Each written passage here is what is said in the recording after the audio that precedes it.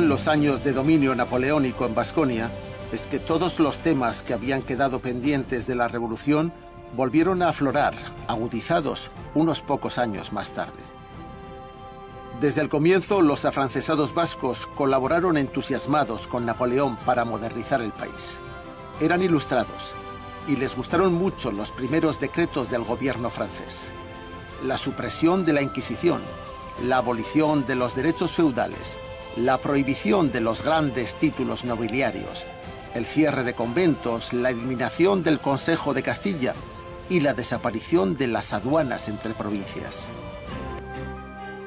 Mientras tanto, en Iparralde, Domingo José Garat se había convertido en un intelectual influyente de la Francia imperial de Napoleón y había desempolvado sus viejos proyectos a favor de los vascos. Propuso al emperador crear un país autónomo, un país de mercaderes y marineros, uniendo todas las provincias vascas. Este fue el primer proyecto histórico de crear una Euskal Herria administrativamente unida y casi independiente. El emperador no le hizo caso, pero sin embargo sí creó un gobierno de Vizcaya con amplia autonomía, uniendo por primera vez a Vizcaya, Álava y Guipúzcoa, aunque prescindiendo de las diputaciones y de los derechos históricos forales. Aquel fue un gobierno militar de poca duración, presidido por el barón de Touvenot, pero fue importante en la historia de Baskonia, porque es el primer antecedente de un lendakari y de un gobierno vasco autonómico. La intervención del ejército británico del duque de Wellington puso fin en 1813 a la ocupación imperial francesa de Baskonia.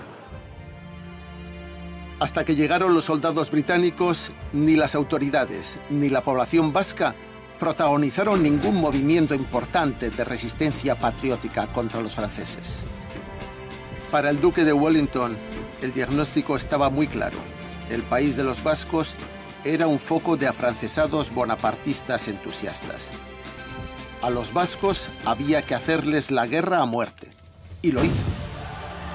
La ocupación napoleónica tuvo un final dramático y dejó huellas terribles en la población vasca, sobre todo en las capitales.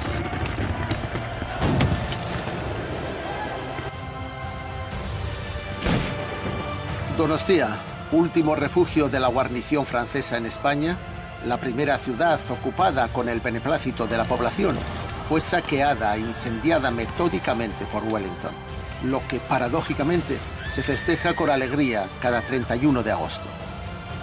Anteriormente, durante 5 años, lo que los donostiarras habían festejado no era el 31, sino el 15 de agosto, día del cumpleaños de Napoleón Bonaparte.